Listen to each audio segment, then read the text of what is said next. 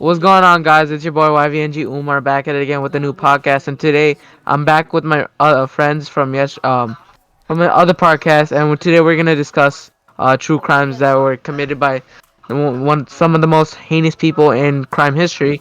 Alright. When are we gonna start? Wait, what are you doing? I was planning on just saying a scary story, but You can do that too. okay. I mean, yeah. Why? Alright, I'll go first. Jumping won't be able to. Alright, so this is from r/no sleep. It's like a first person narrative. Alright. The title is Something Walks Whistling Past My House Every Night at 3:03.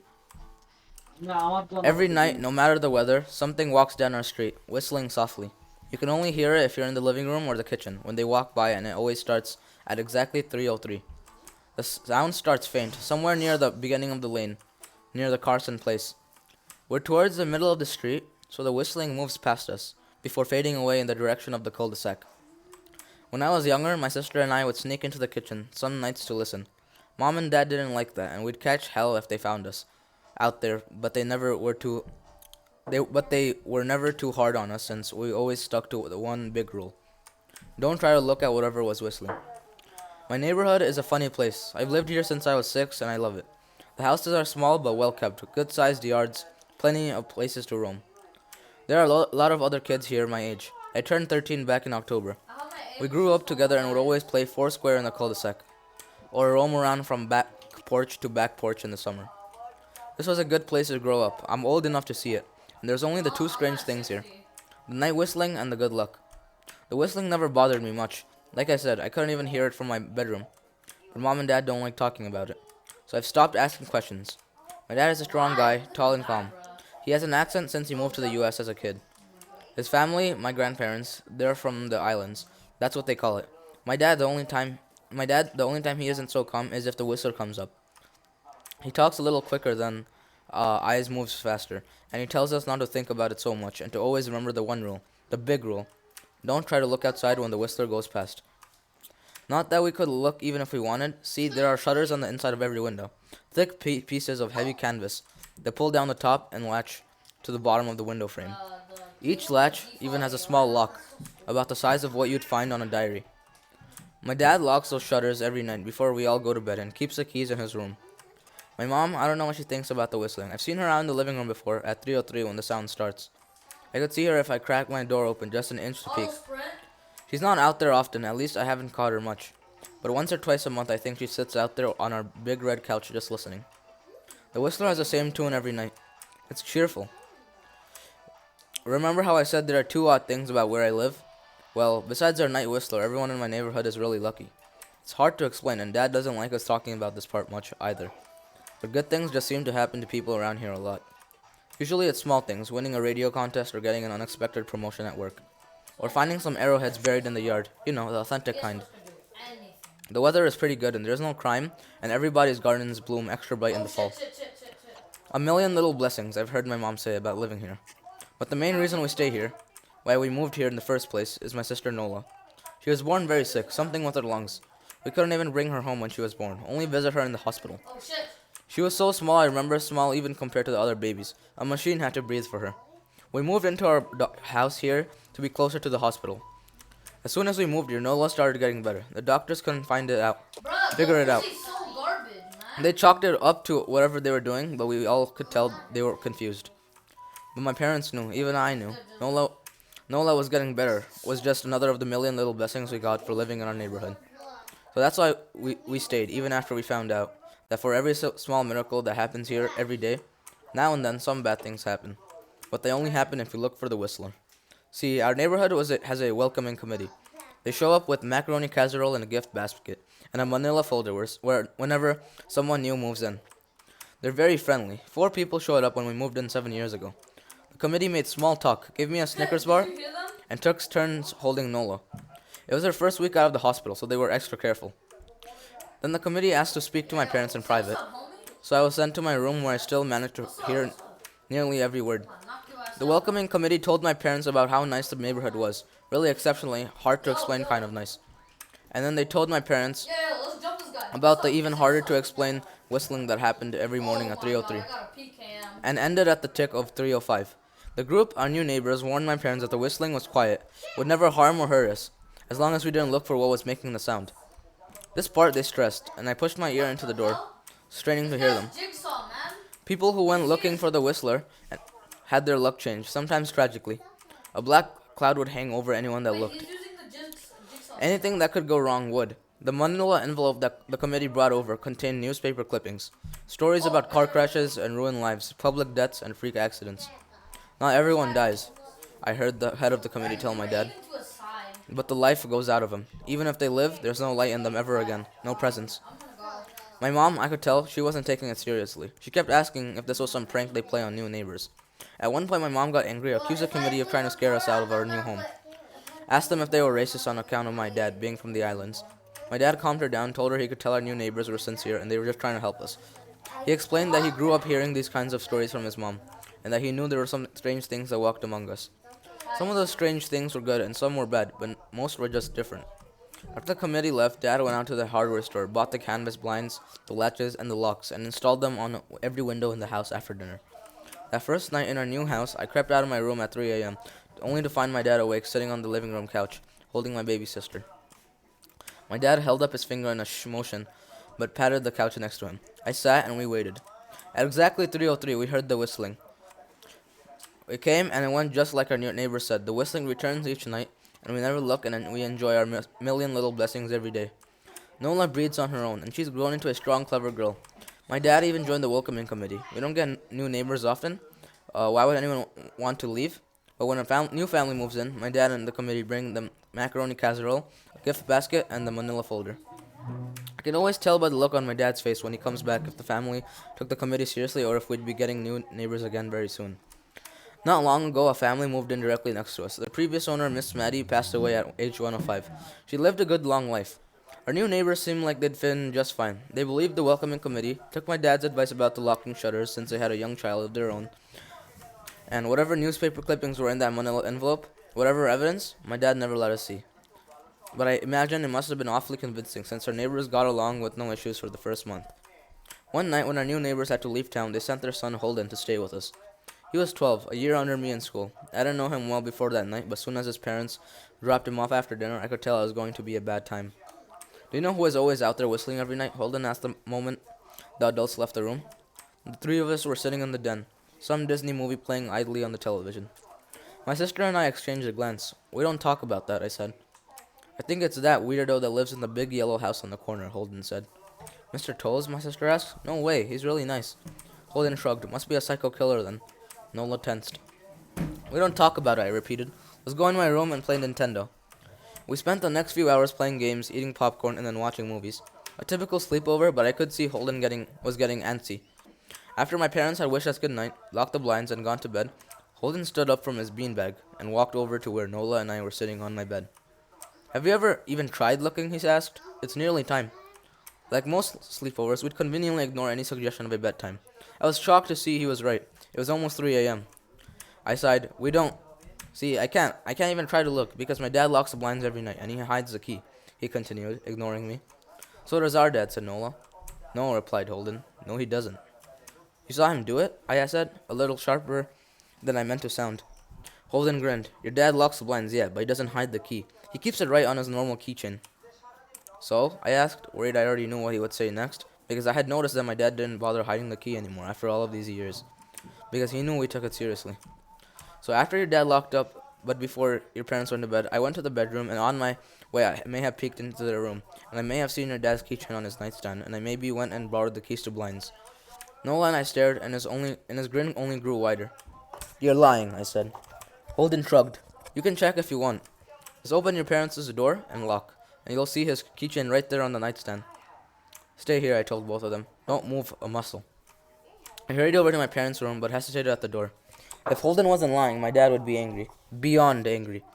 I was scared, thinking about it, but more scared of an open window with the whistler right outside. I opened the door barely an inch and looked in, but it was too dark to see. Taking a deep breath, I walked into the room. 2 steps into the dark, I froze. The whistling started, and I could hear it clearly from my parents' room. I never realized, but they must have heard the sound every night since we moved into the house. They never told us. I don't think I could have slept through it. I stood there listening to the whistling come close. come closer, unsure whether I should turn on the light or call out for my dad. Soft sounds from the living room brought me back to reality. Nola! I yelled, running out of my parents' room. Holden and Nola were standing near the front door next to a window. Holden wasn't lying. I could see him fumbling with the lock on one of the blinds. I heard a click. He did have the key. Holden let out a quick laugh. Nola stood next to him, hunched up, afraid but maybe curious. The whistling was right outside of our house now. I think I made a sound called out. I can't remember. Time felt frozen, clock hands nailed to the face, but I found myself moving. I'm not fast. I've never been athletic. Somehow, though, I covered the space between myself and Nola in a moment. My eyes were locked on her, but I heard Holden pull the blind all the way down so he could release. I heard the snap of it start to raise, and I heard the whistling just on the other side of the window. But I had my arms around Nola, and I turned up us so she was facing away from the window. At the same time I jammed my eyes shut, the blind whipped open. The whistling stopped. I felt Nola shaking in my arms. Don't look, okay? I told her. Don't turn around. We were positioned so that she was facing towards the hollow, and I was facing the window. My eyes were still closed. I felt her nodded to my shoulder. I reached out with the arm now holding Nola and tried to touch Holden. My hand brushed against his arm. He was shaking worse than Nola. Holden? I asked. Silence. I reached past him and gingerly felt for the window, eyes still sealed shut. The glass was cold against my fingertips, colder than it should have been for the time of the year. Story. I moved my hand up the window, searching for the string to the blind. The glass began to get warmer the further I reached, and there was a gentle hum feeding back into my fingertips. Shut up! I tried not to think about what might be on the other side of the window. Finally, I touched the string and yanked the blind shut. I opened my eyes. In the dim light leaking out from the kitchen, I could make out Holden, pale and small, staring at the now closed window. Holden? I asked again. He turned towards me and he screamed. Everything became a flurry of motion. Lights sparked to life in the hall, then the living room. My parents' footsteps stuttered across the hardwood floor. I didn't turn to look back at them. My eyes were glued to Holden. He was pale, had bit his lip so hard there was a thin red line of blood running down his chin, and he'd wet himself. What happened? My dad asked from behind me. I managed to swivel away from Holden and look back.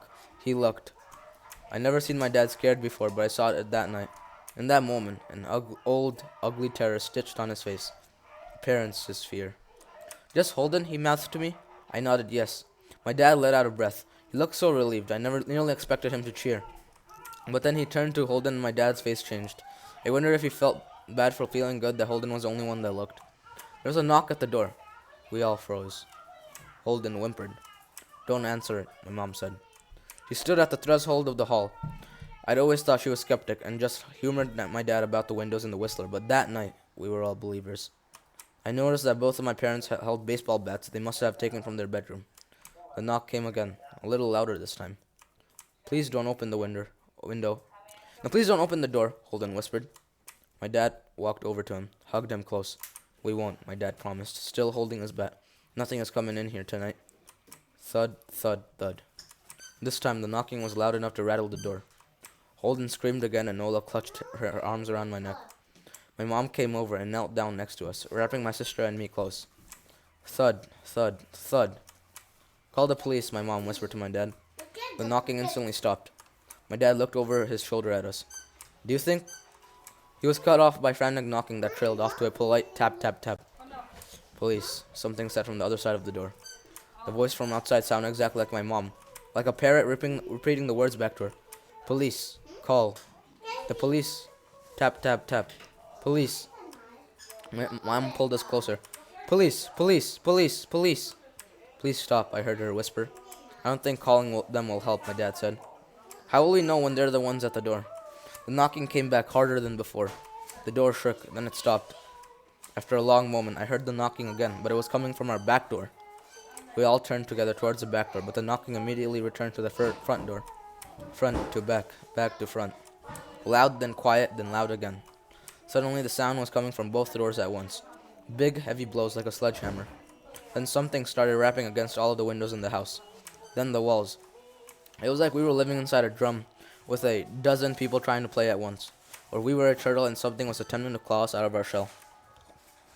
Stop! Holden yelled. The knocking died. I won't tell, Holden said, staring at the door. I promise I won't tell anyone what I saw. Just please go away. We waited for nearly a minute. Then we heard it. A soft tap, tap, tap coming from the window. Holden had looked through earlier. Holden started to cry, sobbing like a prisoner, watching gallows being built outside their cell. My dad held him, brushed his hair, but never lied to him. Never told him things would be okay. The tapping at the window went on for the rest of the night. We huddled together in the living room for I don't know how long. Eventually, my mom tried to take us kids into my room while my dad stayed to watch the door. But the second we moved into my bedroom, the knocking came back. So loud as it was impossible to ignore. I was afraid the door couldn't take it. We went back to the living room and the knocking stopped. Only the tap tap tap on the window remained. None of us slept that night. The tapping stopped around 7 a.m. That's about the time the sun comes up here. We waited another 2 hours before my dad opened the blinds from one window. He made us all go back to my parents' bedroom first. I heard him open the door and then come in. Okay, he told us. It's done. Holden's parents came back around lunchtime. My mom and dad walked Holden over to his house, and they all went inside for quite a while. Nola and I watched from the window. She stuck to me the whole day, right at my side, sometimes holding my hand. When my parents came back, they looked grim, but wouldn't tell us what they said to Holden's family. It was a Sunday, so we all spent the day together. Ordered pizza and watched movies. That night, everyone slept in my room. Nola and my mom in the bed with me, my dad in a chair he'd pulled over. There was no knocking that night or any night since. We didn't see much of Holden or his parents for the rest of that week, but by Thursday, there was a moving truck in their driveway. Nola and I watched them packing up the whole afternoon after school. What sticks with me most is how tired Holden and his parents looked. All three had the same pallor, grim mouths, and the lightless eyes. Even from across the street, I could tell something was very wrong. Holden and his family were gone before sunset. I remember what the original welcoming committee said to my parents when we moved in. Not everyone who looks at the Whistler dies, but even those that live have the light go out of them, and the rest of their lives are full of misfortune. A million little tragedies. I think Holden's parents must have looked, either to comfort him if they didn't believe, or share the burden if they did. I watched Nola some days, happy and young and alive, and I wonder if I'd been slower. If she'd look out the window that night, would I have looked too? To comfort her, to share that burden? I'm glad I didn't have to find out. We still live in that house, in that neighborhood. We still hear our Whistler walking past every night. The blessings, the luck, the good things here are too good to leave. But we're careful. We don't have friends over to spend the night anymore. My dad hides the key to the blinds very, very well. Not that I've gone looking. Some things you just don't need to look for. The end. Wow, that was a crazy ass story. Oh Jesus my god. It Christ, was, finally. look, listen. Yeah, it was pretty long. I admit, I kind of lost. Wasn't the Uh, best either. I lost track of time. Yeah, but the amount of details present in the story, oh my god, is beyond. But anyways, that story does give me a little tickle, I guess I would say. Most stories I read, they don't usually do what's called give me any effect, cause like, I mean, it's not the same as visually seeing a Yeah. story happen in place. Like watching a scary movie, right? You don't expect a jump scare to come at you, but it still does. That's why you get scared. It's like a response to it. But like, reading a story is just not the same thing. Maybe if Yeah. it was like a campfire, maybe if you listen, maybe if we did this like over a campfire, like, where everything is dark, we're in the woods, we're just all alone, maybe it might do something, but yeah. Other than that, yeah, Holy that's shit. all I have to My breath. Ugh. say. I talked. Yeah, I talked for 22 minutes straight. Oh my my god. God. I guess we should just end this. We'll do a part two to this, maybe do a shorter story, hopefully. I don't know. But anyways, I hope you guys enjoyed this. End it. Why I would we guess end it though? it's 22 minutes. It's over 22 minutes, bro. People are gonna Okay, stop end. paying attention. Yeah, my podcast usually has to be 20 minutes. But anyways, I hope you guys enjoyed. Please leave a like and subscribe. I hope you guys share this podcast with your other friends. I'm trying to get as much attention to this. It's just like random things I do every day in my life. I decided to do this over with my friends, right? Thank you to all that what's it called? Thank you to all that joined this podcast for today, and I'll see you guys later. Peace.